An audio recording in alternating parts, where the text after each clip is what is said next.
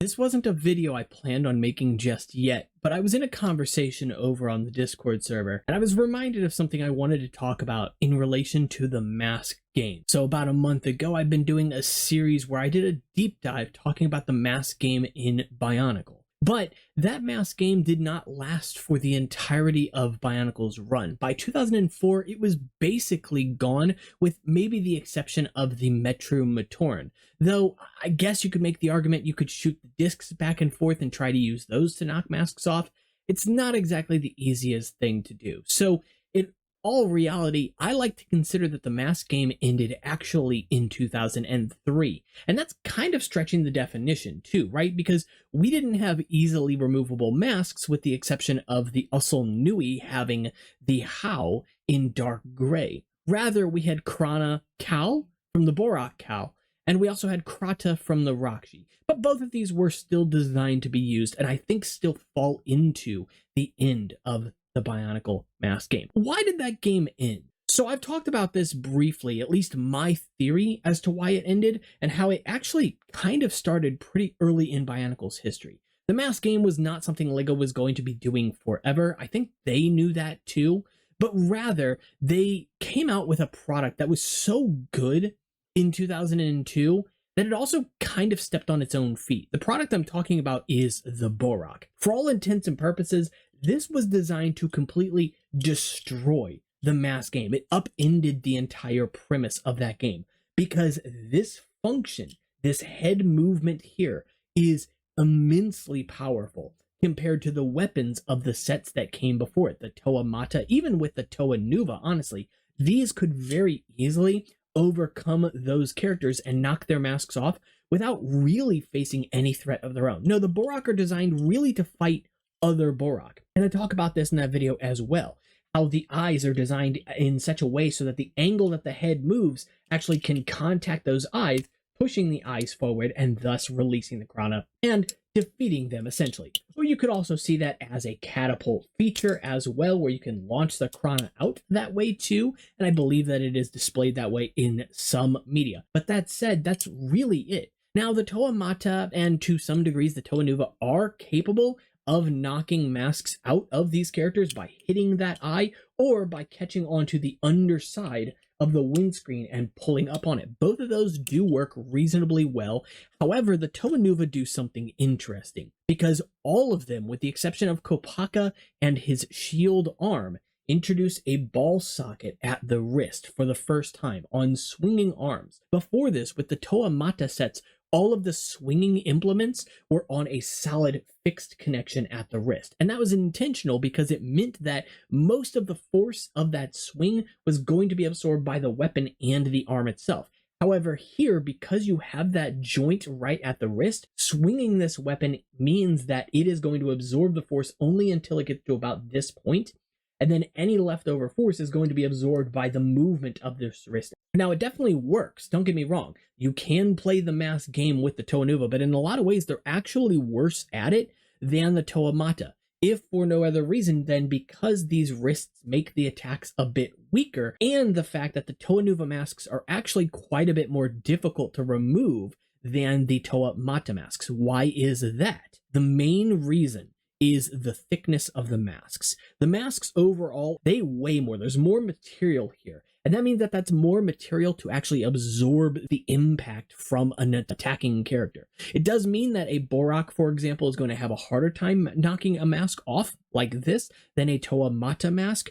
And also it's worth noting too that the strength of the clutch connection in the mouth area here is a bit stronger as well. So that plays a huge role too. But something else I've noticed from testing the Toa Nuva specifically is that they're actually pretty resistant to front-facing strikes. And I find this is kind of fun because in the Tahu Nuva media, we were often told how his mask could protect him from basically all attacks except for ambush. And that's kind of what's true with these masks too, right? Any attack that you would expect, any attack you would see from the front is going to be much more easily absorbed by this mask, and thus the mask is not going to be as easily knocked off. However, an attack from the side actually does a pretty decent job at removing these masks. Not perfect by any means, and they're still more difficult to remove than the Toa Mata masks. but it's a little bit easier from the side to knock these masks off. And I think that's one of the main reasons why the Rakshi actually have that sideways swinging function. Outside of the fact that it's novel, it's new, right? No set before this had that kind of function, at least not from Bionicle. So it was something different, something interesting, something exciting, instead of just having arms that moved up and down in the same way as the Toa Nuva had. But it also requires just less parts generally. You only need the one gear in here rather than a set of 3 to 4 on a Toa Nuva type build. So it definitely works out in its favor overall. The Rakshi in general are pretty interesting because they are the set that introduced, and thus the set that started this discussion in the first place, the articulation in the neck of the characters. A lot of people have asked the question why the Toa Mata, Toa Nuva did not get head articulation. And it's not that LEGO didn't plan on it. They actually tested this idea. I don't know if they did it with the Toa Mata specifically, but they did do it with the Boneheads of Voodoo Island sets. Those sets, the prototypes, actually had a ball joint in the neck, which is one reason why the Voodoo Ball, the classic Voodoo Ball, is actually designed to be removed from an axle pretty easily. Once about 50% of it is removed from the axle, it just slides off the rest of the way. So it has less clutch than a piece typically would of this size. And that's intentional because, remember, the functionality of the Boneheads of Voodoo Island sets was initially that the whole head was going to be knocked off, very Rock'em Sock'em Robot style. Now, not every set had this feature. Mainly, as far as I can tell, the good guys from that wave were going to have it, but ultimately we ended up landing on the masks that we know and love today. In part because LEGO thought the idea of just launching an entire head off of a character was too violent, which I completely understand, but it also makes some sense too that these heads did not come off easily either, for not only the same reason, but because these characters had interchangeable masks. That head got knocked off, that head got lost. Where are you going to put the mask when you get a new one? That begs the question, why didn't the Toa Nuva of articulation in the neck, or the Toa Mata for that matter? If LEGO had thought of it, could they not have designed the eye stalk with a socket, for example, or designed the head to have a socket on the back of it? There are probably a couple of reasons why this was not the case.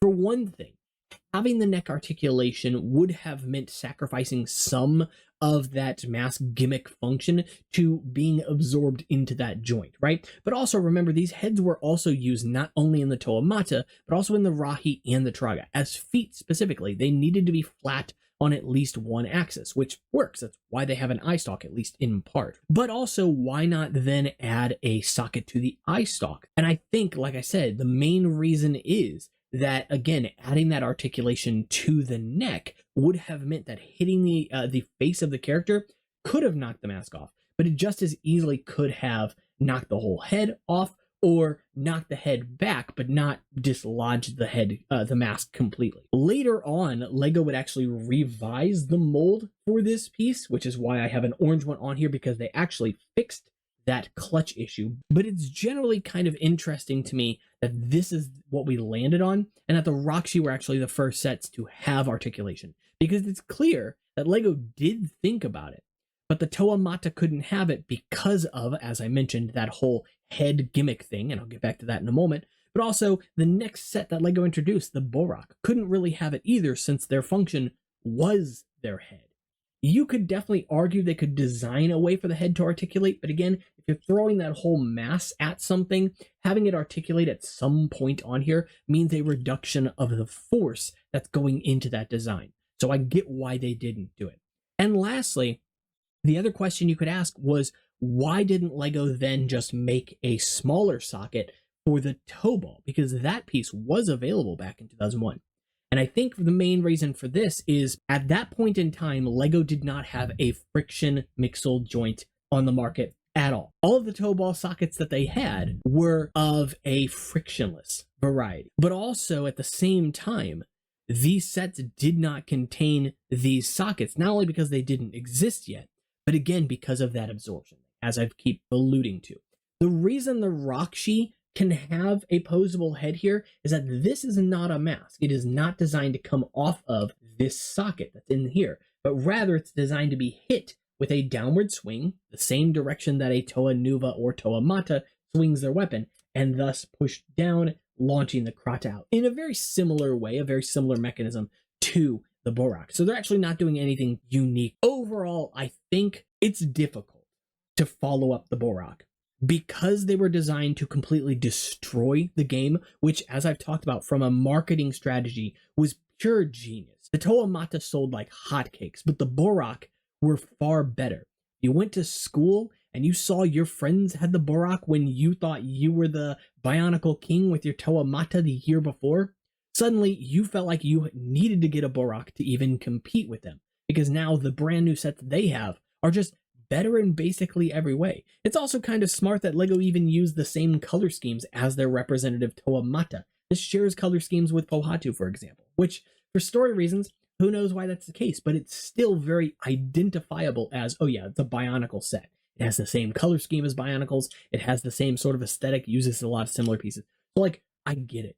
It's really ingenious marketing on their part, but it's also what hammered the nails into the coffin of the Bionicle mask game. It's not the only reason. Clearly, budget was another reason why we did not continue to get masks as things like collectibles. But at the end of the day, Bionicle's idea from the onset and its idea that it realized well into its establishment in 2003, 2004 were very different, because going into it, Bionicle needed to be a phenomenon. By the time it solidified itself in the market, it didn't have to hold that crown anymore. It paved the way for other themes, other genres of toys, not just from LEGO. And it didn't need to necessarily hold on to that mantle of being a phenomenon. It just needed to sell well. And it continued to do so. So if you enjoyed the video, make sure to leave a like and subscribe. It really helps the channel out. As always, make sure to check out the Discord, Instagram, and Patreon if you like this type of content. It really helps the channel out. And with this video especially, I'd really encourage you to share or in any other way engage with the video for analytical reasons. I'm enjoying creating this content. Hopefully you guys enjoy watching it. Take care.